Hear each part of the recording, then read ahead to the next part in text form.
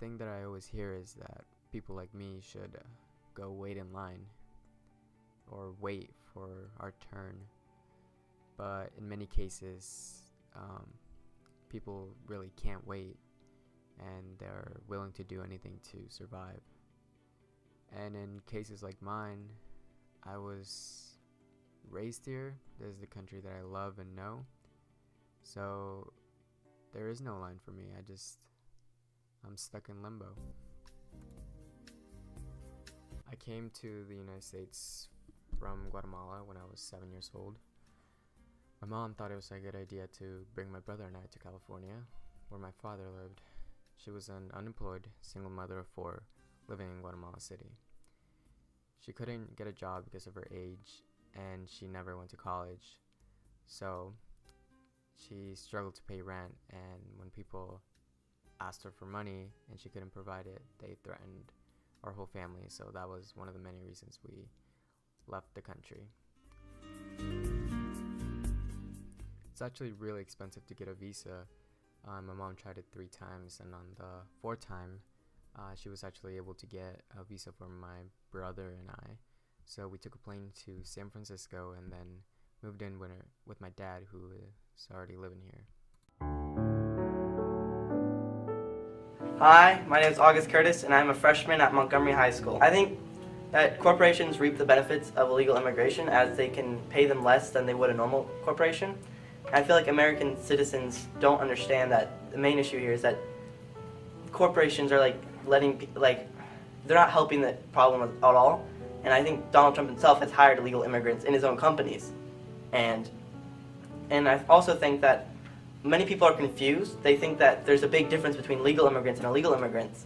And the only difference is one was accepted into America and one just came in and either overstayed their visit or just came in here from somewhere else. And I think that people need to understand that they're just people and that they all have a reason for being here. And if they're not causing you any harm, then there shouldn't be a problem with you and them. I never thought that I would have the chance at making it into college because I'm undocumented. Since I came to America, I've been playing catch up with everyone else. I've always had to work twice as hard as my peers to be on the same level. But if my parents have taught me one thing, is that I shouldn't be afraid of working hard. So even if I'm going against the odds, I want to go to college to prove myself that I'm not just a stupid illegal, but I'm actually capable of doing anything that I want to work hard enough for. I think the current administration is very divided because in America we have 2 dominant parties, Democrats and Republicans, and because we have a split within our administration, they fail to get anything done because they don't agree on what to do about it, and they don't agree on how to address it in terms of definitions and what they're supposed to do with the actual people who are coming into the country, rather than just the idea of outsiders and strangers. So you talk about Democrats and Republicans. Do you think this should be a partisan issue? I don't think it should be a partisan issue when it comes to dealing with people who are coming into the country, as the country is based off of and has continually been based off of people who are coming from other places. Our history stems from people coming from England, and I feel that if we are to completely ostracize people seeking refuge or just coming to have a better life in America, it should be an issue for all of us and not between parties. I think it has to really do with legislation and making a safe way for people to come, as well as addressing the people who are already here, because that's another big point of contention with deportation and the whole stigma around that. I would say living in a border state, we're definitely very affected because it's more a prevalent issue for us as we have supposed people coming by foot into our state and into our country. And I think that in our community we have a big percentage of immigrants living in our community in Santa Rosa, California. Yeah, my average day looks pretty simple, and that's really the point that I want to make, is that I'm really not that different from anyone else, any of my classmates, or anyone else I see. I just happen to not have a paper that says that I'm allowed to be here.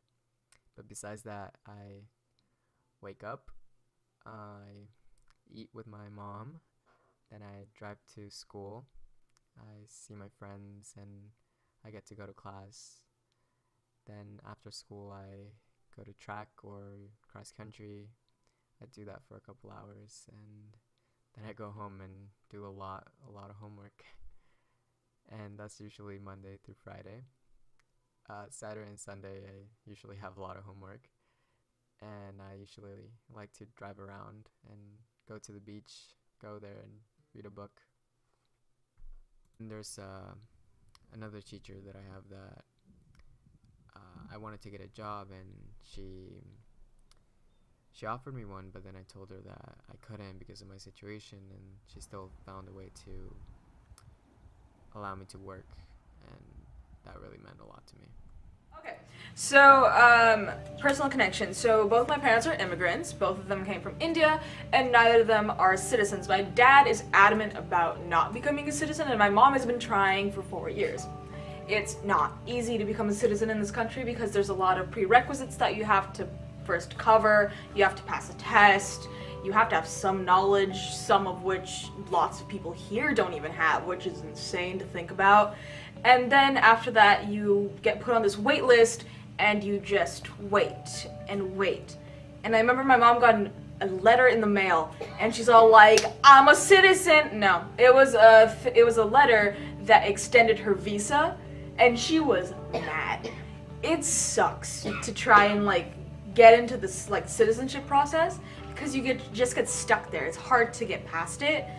And I feel like people don't seem to realize that it's not just, oh, I applied and now I'm a citizen. There's a lot of things that you have to cover before you can become one, and you also have to have a reason to become one. My parents work here, so that's why they're able to apply, but there's lots of people who just stay here and they live here. They might not work here, they might not be students here, but they live here and they can't apply because they technically don't have a reason to stay here.